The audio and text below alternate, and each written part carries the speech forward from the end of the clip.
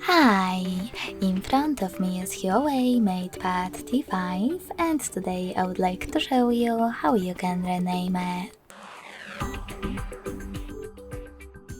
First of all, you need to open Devices Settings and scrolling all the way down to access System.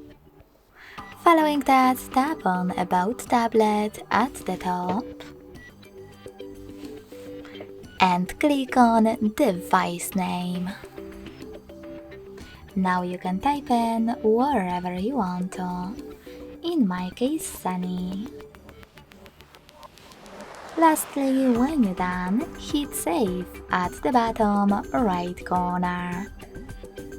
As you can see, after that, name of my HUAWEI has changed.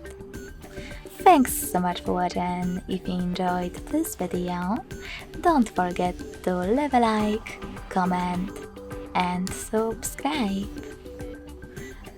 Bye!